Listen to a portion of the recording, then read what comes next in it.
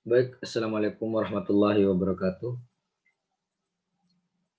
Saya akan mempresentasikan hasil proposal skripsi saya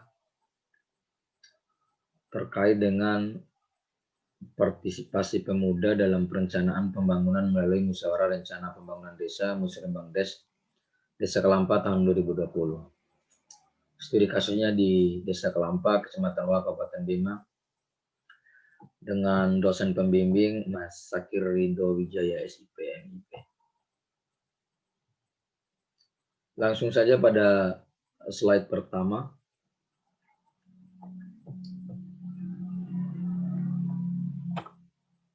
Kita akan masuk pada latar belakang. Undang-Undang Nomor 40 Tahun 2009 tentang Kepemudaan menjelaskan bahwa pemuda merupakan warga negara Indonesia yang memasuki periode penting yang perkembangannya yang berusia pada 16 tahun sampai dengan 30 tahun.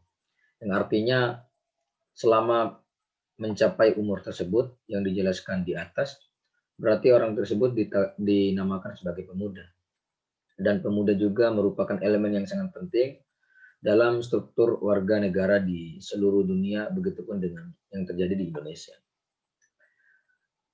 Adapun bunyi Undang-Undang Nomor 25 Tahun 2024 tentang Sistem Perencanaan Nasional yang mengatakan bahwa perencanaan pembangunan nasional yang mengatakan bahwa dalam melakukan pembangunan harus melibatkan semua pihak dan partisipasi dari semua elemen pihak manapun, terutama pemuda itu sendiri dalam setiap kegiatan perencanaan pembangunan. Yang artinya tidak ada batasan bagi setiap warga negara yang mau melakukan partisipasi, baik itu golongan tua, golongan anak muda dan lain sebagainya tidak dibatasi. Artinya di sini peran anak muda sangat penting dalam setiap kegiatan pembangunan. Dan yang menjadi latar belakang yang ketiga adalah dalam penelitian yang dilakukan oleh peneliti, saya sendiri, ada 10 orang pemuda yang mengatakan bahwa mereka tidak pernah dilibatkan sama sekali dalam proses musrembangdes ini. Ini yang menjadi menarik bagi saya untuk melakukan penelitian terkait dengan partisipasi pemuda dalam pembangunan desa tersebut. Adapun rumusan masalah yang saya buat, bagaimana partisipasi pemuda dalam perencanaan pembangunan melalui Musyawarah Rencana Pembangunan Desa atau Musrembangdes Desa Kelampa tahun 2020. Adapun kerangka teori yang saya gunakan adalah teori partisipasi. Teori partisipasi merupakan suatu bentuk keikutsertaan dalam memberikan sumbangan, baik itu sumbangan berbentuk tenaga, uang, materi, sumbangan pikiran, mulai dari tahap perencanaan, pelaksanaan, maupun pencapaian tujuan yang diharapkan. Artinya partisipasi itu bukan saja partisipasi melalui tenaga, tetapi partisipasi melalui pemberian material, sumbangsi pikiran terhadap suatu perencanaan yang mau kita lakukan itu juga dinamakan sebagai partisipasi.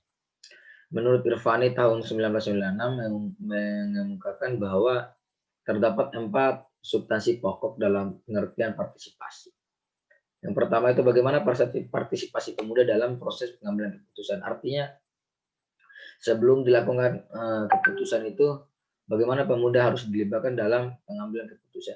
Apakah masukan dari pemuda, ide-ide dari pemuda tentang pembangunan desa ke depannya. Yang kedua, partisipasi dalam implementasi kegiatan. Artinya setelah kegiatan itu berjalan, bagaimana partisipasi pemuda? Apa yang dilakukan oleh pemuda?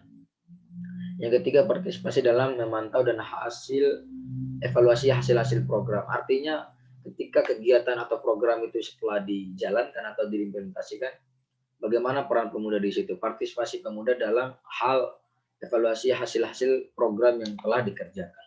Dan yang terakhir, keempat, adalah partisipasi dalam penerimaan keuntungan atau pemanfaatan yang diperoleh dari program pembangunan tersebut. Ya, artinya bagaimana kelanjutan dari peran pemuda itu setelah mengetahui apa yang didapatkan oleh masyarakat terhadap keuntungannya dalam menerima program dari pemerintah tersebut. Ini adalah alur penelitian partisipasi pemuda dalam perencanaan pembangunan, setelah itu bagaimana mengetahui partisipasi pemuda pada perencanaan pembangunan, setelah itu faktor yang mempengaruhi terhadap partisipasi pemuda dalam Musrembangdes, setelah itu dilakukan observasi melihat kondisi masyarakat dan pemuda, setelah itu kita lakukan wawancara, setelah itu serpihan hasil dari penelitian yakni partisipasi pemuda dalam pembangunan desa melalui Musrembangdes tahun 2020. Ini definisi operasionalnya, artinya apa yang dilakukan penelitian itu ini tertuju pada definisi operasional ini. Pada definisi operasional ini, peneliti menggunakan indikator partisipasi dari Ivani yang mengungkapkan bahwa ada 4 indikator dikatakan partisipasi pemuda. Yang pertama, partisipasi dalam hal proses pengambilan keputusan.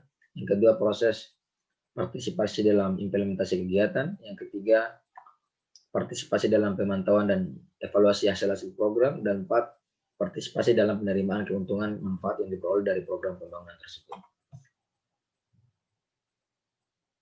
Adapun metode yang saya gunakan dalam penelitian ini adalah metode penelitian kualitatif dengan menggunakan pendekatan deskriptif dengan fokus penelitian terkait dengan partisipasi pemuda dalam pembangunan desa melalui musyawarah rencana pembangunan desa tahun 2020. Adapun menurut Sugiono dalam Andi Akbar yang dikutip pada tahun 2016 halaman 29 mengatakan bahwa penelitian kualitatif menggunakan pendekatan deskriptif lebih mendekatkan pada keaslian, tidak bertolak belakang dari teori melainkan dari fakta yang sebagaimana adanya di lapangan, atau dengan kata lain meningkatkan pada keyakinan kenyataan yang benar-benar terjadi pada suatu tempat atau masyarakat tertentu dengan mengumpulkan beberapa jenis data.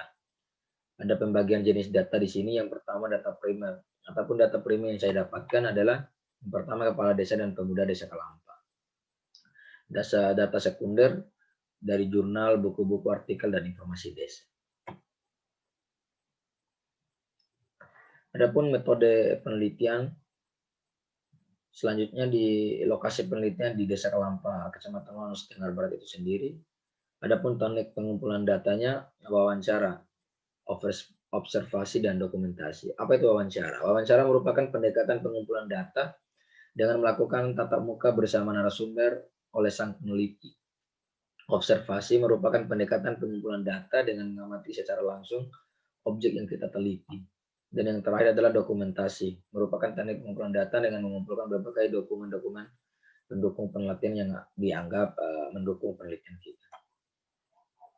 Adapun alur penelitian mulai dari penentuan topik, penentuan latar belakang masalah, literatur review, penentuan teori dan metodologi, penyusunan proposal, observasi, penelitian lapangan, pengumpulan data, olah data, serta penarikan kesimpulan, hasil dan saran, dan konsultasi publikasi.